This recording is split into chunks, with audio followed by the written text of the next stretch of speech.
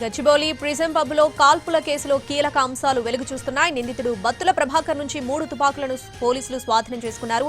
Bihar gang నుంచి తుపాకులు కొనుగోలు చేసినట్లు గుర్తించారు. ప్రిజం పబ్లో కాల్పులు జరిపిన ప్రభాకర్ దగ్గర స్పాట్లో 2 తుపాకులు స్వాధీనం చేసుకున్న పోలీసులు గచ్చిబౌలిలోని ప్రభాకర్ రూమ్లో మరో తుపాకీని సీజ్ చేశారు. మల్టీనేషనల్ కంపెనీలో పనిచేస్తున్న స్నేహితుడి రూమ్లో ప్రభాకర్ బస చేశాడు. తనతో పాటు విశాఖ జైల్లో ఉన్న ఖైదీని చంపేందుకు ప్రభాకర్ తుపాకులు కొనుగోలు చేసినట్లు గుర్తించారు. జైల్లో తనను చిత్రహింసలు పెట్టినందుకు ఖైదీని చంపాలన్నది ప్రభాకర్ నిర్ణయమన్నారు పోలీసులు.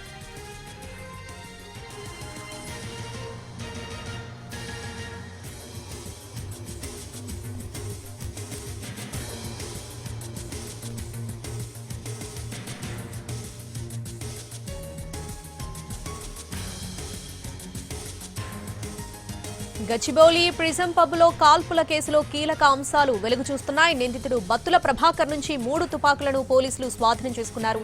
బీహార్ గ్యాంగ్ నుంచి తుపాకులు కొనుగోలు చేసినట్లు గుర్తించారు.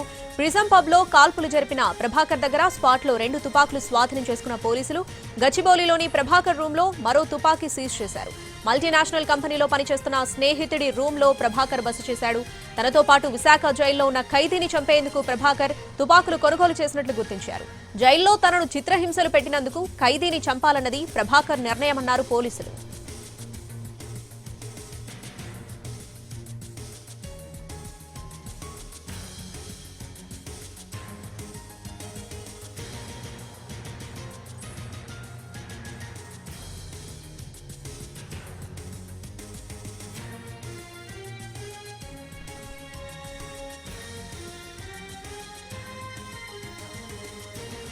దీనికి సంబంధించి పూర్తి అప్డేట్స్ మా crime input editor Ramesh Vaitla phone ద్వారా అందిస్తారు. రమేష్ వైట్ల, ప్రిజం పబ్లో నిన్న జరిగిన కాల్పుల ఘటనకు సంబంధించి పోలీసుల విచారణ కొనసాగుతుంది. ఈ కేసులో విచారిస్తున్న కొద్దీ కొత్త విషయాలు వెలుగులోకి వస్తున్నాయి. దీనికి పోలీసులపై కాల్పులు జరిపిన బత్తుల ప్రభాకర్ దగ్గర నుంచి మరొక తుపాకీని కూడా పోలీసులు స్వాధీనపరుచుకున్నారు.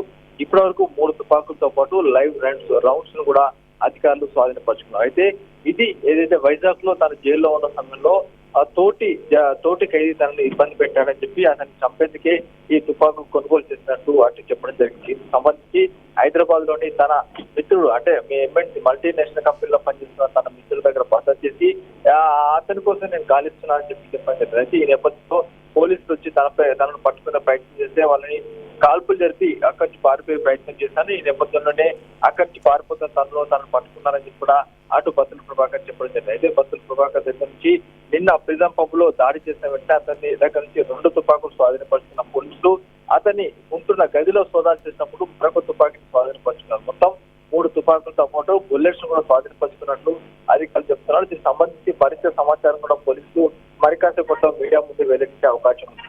Right Ramesh Vaitla, thanks for the updates.